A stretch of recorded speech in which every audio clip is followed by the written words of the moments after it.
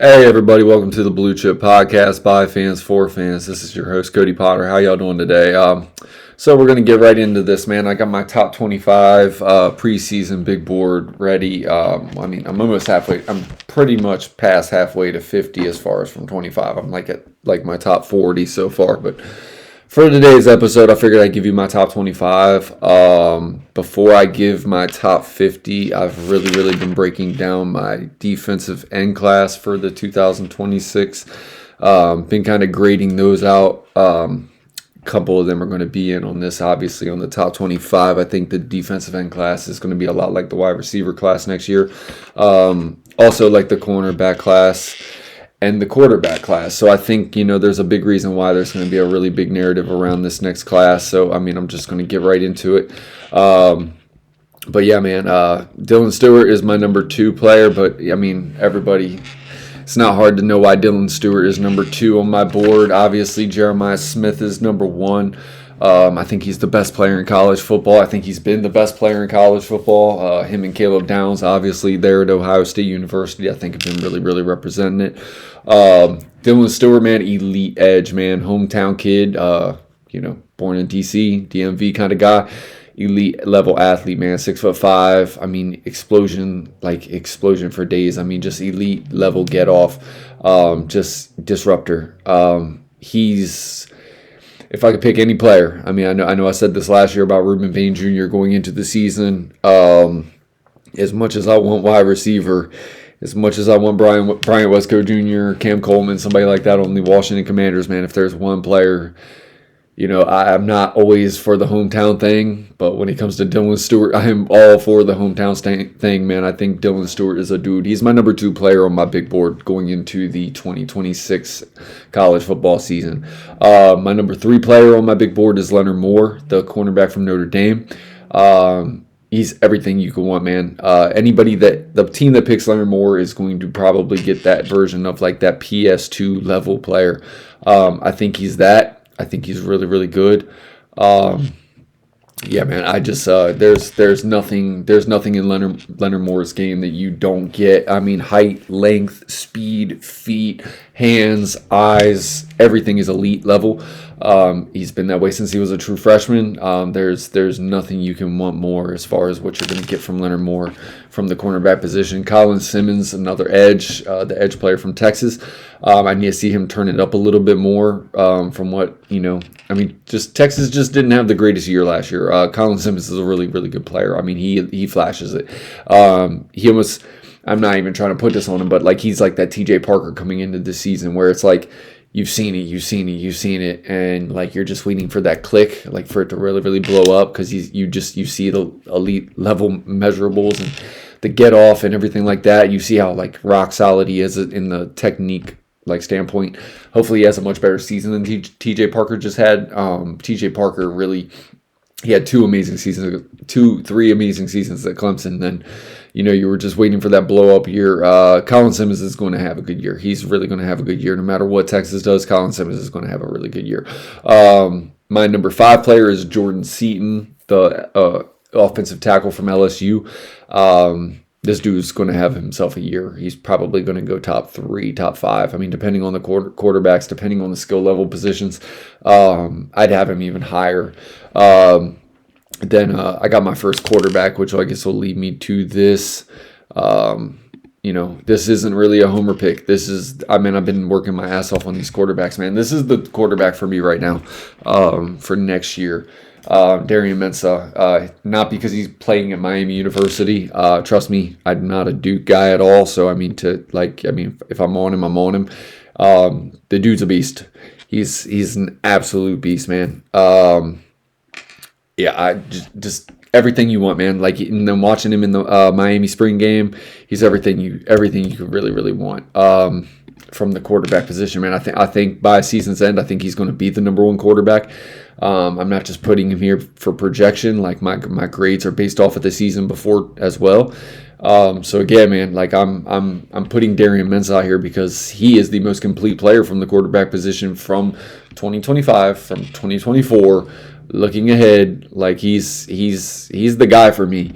I know this is Arch Manning's class. Like I know you have Sellers and all these guys, man. Trust me, like I definitely understand why Darian Mensah is not being talked about like the you know like Arch Manning, like Dante Moore, I understand it, but there's reasons for me, things that I'm seeing stylistically, seeing on tape, the things that I prefer from the quarterback position as far as his movement skills, his throw on the run, his ability to play from the pocket, his ability to play outside the pocket, his ability to look down the field while he's evading the pocket and not just always looking to run. He's what I love from a quarterback, and that's why I have him as my number one quarterback so far for going into the season. And I think he's going to, by season's end, I think he's going to prove me right. I've said that a lot. Said that with a lot of players, but I really do think he's going to be the dude. Then number 7 on my big board, I have Trevor Gooseby, the offensive tackle from Texas. I think he's going to be an elite level player. I think he's going to give Seton everything, a run for his money. I think they're going to be the top 2 tackles in this class. I think they're both going to be top 10 picks. No surprise really with that. Amari Washington, the interior defensive lineman from Oregon. If you don't know him now, you are going to know him by season's end. I think he is one of the best players in college football. Looking at him at the spring game, this dude's ready. Oregon just makes a different level of human. When you watch the builds at Oregon, man, like these dudes they're just built differently. There is a different level of nutritionist that goes on there. There's a different level of a lot of things that are going on there. Then I got Cam Coleman, the wide receiver from Texas, the transfer from over at Auburn. Matayo Ugalele, the edge, the brother of the once quarterback from quite a few different places, Clemson and Oklahoma State. The Oregon edge, I think he's going to have himself a year. I put Arch Manning at number 11. It wasn't a slight. It's just where I'm putting it. I think that is still projection based, but I mean, he does have the mobility. He does have a lot of the things. There's just other things that I still need to see. And it's not a knock. It's just I think Arch Manning, he's got to show me, man. I mean, hype is one thing, production is another. The ability to separate it and do both on tape, it matters, man. And then my number 12 player behind Arch Manning was KJ Bolton. KJ Bolton, the Georgia safety. I think this is probably one of the higher back end graded Georgia players that I think I've had in the last 5-10 years. That wasn't a front 7 player. I'm giving this guy a really, really high grade. I think Bolton is, when you watch Georgia, he is all over the place. Absolutely all over the place. There's a lot that goes into playing the safety position, especially now. I mean, it's almost basically playing hybrid linebacker, being able to cover like a safety, a rangy corner, like a off-ball zone corner. But then being able to tackle like a linebacker because of how spread out the game is now. Like you can't be hidden in the back end and not be able to tackle anymore, man. This isn't your yesteryear of safety play, man. Back in the day, you used to be able to get away with some guys not being able to tackle on the back end. That's just not how it is anymore. I tell you, KJ Bolton, he's graded up this high for me for a reason. I really do like this guy, man. I'm 100% sold on this kid. I think he's going to be special. I think by the time you get to this next season, by the end of the year, I think he's going to be grading out super high. Sorry, it is actually really hard for me to do this and search for my next video, even though I'm scrolling down 5 names. There we go. So I'm only doing this is my next video. It's not even a highlight for a player that I'm talking about, but it's a highlight for somebody else. Prayers up to Ahmad Hardy. He was my number 13th player behind KJ Bolton. Ahmad Hardy got shot apparently Saturday night, Sunday morning at a club in Mississippi or something like that after a concert. Prayers up to him. They said surgery's good. He's in recovery, things like that. That's what I got to hear about for today before I even made this list. I'm not knocking him down. Ahmad Hardy is an amazing running back out of Mizzou, which is funny because there's, one of his running mates is coming up in a few picks. Anyway, prayers up for Ahmad Hardy, man. I think he's an absolute stud. David Stone, the defensive tackle from Oklahoma, he's kind of a kind of a 3-4 defensive lineman, can play, outside defensive line on a 3-4 as far as a 3-4 D end, can play interior D line on a 4-3. That's what I stack him at. Dante Moore is my number 15th player. And then I'm going to play this clip just solely because it actually fits the player that I'm talking about. It's actually who he covered against. But, okay. So we're talking about, this is actually a Jordan Tyson video from last year playing Mississippi State. The only reason I played it was because Kelly Jones is my number 16 player on my board. Yeah, so I did go there, but and it's not actually going to highlight him. It's going to highlight somebody else. But I felt like I needed to do it. Anyway, ooh, crap.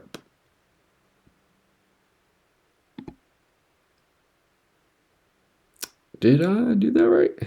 Yes, I did. Okay, anyway. So Kelly Jones, the 6-foot cornerback out of Mississippi State, man. This is my guy, man. He was all over Jordan Tyson in that game, man. All over Jordan Tyson. That's actually the reason why I played this highlight video, was because when he was matched up on Jordan Tyson, it was rock solid coverage. They did everything they could to keep Jordan Tyson away from Kelly Jones. I like Kelly Jones that much. I have Kelly Jones rated in my top 20, man. I'm really that high on him. And it's really no surprise why. It's just he's that rock solid of a player. Anyway, so moving on to Caden Green, the offensive tackle from Mizzou. As I said, Ahmad Hardy, the running back out of Mizzou. The Caden Green, the offensive tackle out of Mizzou, man, he's going to be up there, man. Top 15, top 20 player. I see no reason why he can't climb in this next year's draft. He's got all the ability. He's a really talented player, man. And then I got Ellis Robinson, the 4th. It's pretty wild. The cornerback out of Georgia, man. So just because I have KJ Bolton high, and I always say I'm not really that high on Georgia defensive backs. Well, I'm high on 2 of them this year, so you can't even say I'm biased or anything like that anymore. And then we got Ahmad Moten Sr., which is going to be our next video. See, I'm not just, there's a reason why I go silent on these, is because I'm actually I'm actually searching something in the background while I'm actually trying to talk football to you guys, and it's not as easy as it, comes, because I don't edit these things. I just kind of spit this off head. Ahmad Moten, man, if you told me that this guy was the best defensive lineman, whether it's interior or exterior, by the end of next season, I would not be surprised. This guy could blow his stock up and end up being in the top 7. I really do believe that. I'm not talking about the edge position. I'm just talking about the defensive line position. I like whether it's Dylan Stewart, Colin Simmons, they're probably going to be the first defensive lineman off the board no matter what happens next year. But if you told me that Ahmad Moten Sr., the defensive interior lineman out of Miami U, if you told me by the end of this year that he had the best season in college football as far as the defensive front, and he got himself up into the top 7, top 5 of the NFL draft, I would not be surprised. He is that dominant inside, man. Like we all talked about Ruben Bain Jr. in last year's class. Well, this guy he accentuates every bit of that from the interior position. He's got all the size, all the burst, all this just relentless motor, the speed from the interior, man. I'm not talking about just the initial burst off the line. I'm talking closing speed. He can run guys down. He can run fast guys down. Ahmad Moten Sr. is going to have himself a really good football season. And like I said, if you told me that he is the best defensive lineman in the country by season's end, I would 1,000% not be surprised. I had to go off of this by, like I said, I know I have Amari Washington from Oregon up there, man. Like that dude is yoked up. He is huge. I understand, and there's a reason why I have him graded where I have him graded. Like I said, David Stone, the interior, kind of like 3-4 edge from Oklahoma. There's a reason why I have him where I have him. Like, it's not a bias thing. So when I tell you that I think Ahmad Moten Sr. could have that type of year, I think he very much could. Am I going to give him that? No, not yet. But from everything that I saw, I just, there was a lot of players on that Miami front, man, and I think this is going to be his. I really think this is going to be his time. And then this one is really going to be hard for me to do. So there we go. Sorry, I'm searching things. I'm searching my next videos. As I said, I told you this is not as easy as And I probably don't make it look easy, so there we go. So there's probably a reason for that too, which is why we have commercial breaks and shit playing behind me. Anyway, so to my next, where were we? I'm not moving this here. So my next player, man, I'm very, very critical on this. I didn't even actually like make a video for this. Actually, I'll just put it up while we're talking about it. So my next player, man, I'll type it in. You can watch the video. Ryan Williams, man, the wide receiver. I have really, really, really liked this guy since his first year in college. I liked him in high school coming out. I'm just going to be 1,000% real, man. Like, he should be much higher on this. He should be way higher on my clip, man. Like that Deshaun Jackson, like, elite level breakaway speed, like that skill set, everything that he has, like, in his toolbox, man. Like, it's really, really, really, really hard for me not to, there's things with me with him, and I am really, really, I have a really, really hard time putting him any higher.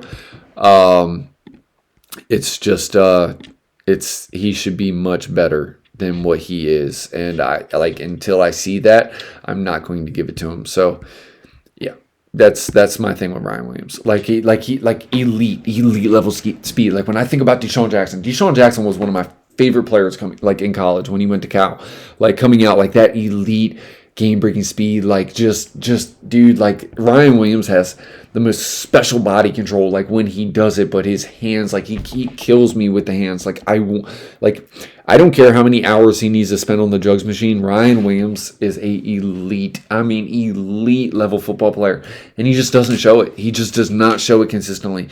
And it baffles me because I have him at number 20. And I put him at number 20 so against everything that I know about, just like drops, like drops are like a cornerback not tackling. Like it's so hard. It's very, very hard for me, especially when you see everything, like the breakaway speed, the pull away speed, the initial quick burst, the cuts, the body control, the catching away from his frame at the catch point. You see it all.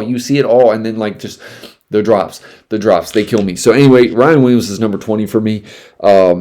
I could not put him any lower, but I could not put him any higher. And it's because he drives me absolutely crazy because I know how talented that boy is. Like, that boy is so talented. He should be a top 5 player on this board. He is a top 5 talent on this board. If by season's end, I hope he's there. I really do, man. I love watching Ryan Williams. I need to see him have that season. I really, really do. And then we've talked about this next guy a lot for me. We talked about him on my last episode, which was Bryant Wesco Jr. I really love this kid, man, out of Clemson. I am much higher on him than most. I know he had an injury last year. I think he is that guy. Then number 22, I put C.J. Carr. CJ Carr is a really, really, really good player, man. A really, really good player. Quarterback out of Notre Dame, which is going to lead me to my next player from Notre Dame, which is Kingston Villaamu Asa. Sorry, the linebacker from Notre Dame, man. This dude is a horse, an absolute horse. He and Leonard Moore and that back end, like. And honestly, the front end for Notre Dame, man, like there's edge players too, man. Like, but this is the guy. This is the guy for me on that defense, man. Like, I might not be able to say his name very good, but Kingston is the guy for me. Like, he is that dude on that defense. He is the tone setter. He does everything you want. He does everything you need. 27 flies to that football. Like, he does everything you want. He can drop into coverage, but he is the attitude. Like, he is just a smart, all around, solid, disruptive, everything you want from the linebacker position of a football player. He is my number 23rd player on my big board. And then I have Kewan Lacey, the running back from Ole Miss. Anybody that watched Ole Miss last year, man, like we all know about DeJon Stribling. We know about Trinidad Chambliss, man, but like, the engine that stirred that machine was Kewan Lacey. And when Kewan Lacey was on, that Ole Miss offense was about as hard to be stopped as any offense in the country, man. Like, he's got a chance to be up there with Ahmad Hardy. Hopefully Ahmad Hardy, like I said, prayers up for him, man. Hopefully he gets right. First heal up. Like football comes secondary when it comes to life and just like these type of tragic situations and things like that. But I want to see Ahmad Hardy back on the football field. I want to see him like get everything that he deserves, man, because because he is an amazing player. Keywan Lacey could very much move himself up into that top 15 first round running back category, man. He's got the height, the weight, the speed, all them things. It's not Jeremiah Love. He's a little bit different, but he does have all the height and the measurables as far as Jeremiah Love and all those things. And then my last player came out of Bama, number 25, the cornerback was Xavier Brown. Xavier Brown closes off my top 25. So this is my top 25 for my personal big board for the preseason before 2026. As you can tell, man, I'm watching quarterbacks. I'm watching a lot of teams. I'm watching these games back over from 2024. I already started doing that pretty much in February. I'm at number 40 with my grades. I'm not going to get to my top 50 before my next episode, but I will get you guys my defensive end class. I'm grading those out. I'm probably to like... If I was actually just focused on my big board, I'd probably be down into like my 80s as far as how far I am with my top edges. And that's not even to really highlight the guys that I think are going to blow up by the time the season's over. It's a lot of notes, man. It's a lot of watching football. Every game is recorded. All 22, I do a lot of scouting. And it's why I know all these names. I have to write all this shit down. Like, I can't always do it all off head. Most of my episodes are off head, but some of my orders and stuff, I got to write it down, because if I don't write it down, man, it's all over the place in my mind. But that's what I do. I love college football. I love scouting these players. I've been watching them since high school. Like I said, man, all my breakdowns will have, the high schools, the areas where they come from, man. Like, I keep all these in my reports. I mean, like, this is my like pod note, and these are my season binders. Like, it's not like I do this. This is what I do. So this is for the 2026 season. That's my top 25 big board so far leading into the season. I will get you my top 50 soon enough. I'm probably going to go over my edges. I'm probably going to go over my wide receivers before I get you to 25 to 50. Or 26 to 50, I guess is what I really should say. I shouldn't say 25. I already gave you 25. So again, thank you guys for checking out the Blue Chip Podcast, man. I know the 2026 NFL draft was just finished, and I know 2027 is far away. This is how early it starts for me, man. It actually started in February once the combine was around. Like, basically, once the Natty was over, the 2027 class is already the class that I start working on. Because nothing changes for me. Like, nothing on tape from 2025 is going to happen again in 2026. So when this 2026 season is over and my grades are locked, there's nothing that's happening to me after the Natty, after the Senior Bowl and things like that. So, like, yeah, I can get medicals and I can get things from the combine. Like, I already know what these guys look like on tape. I already know how fast they look like they run. Like, realistically, unless they're running like 5 or 6 tenths off, which is completely impossible.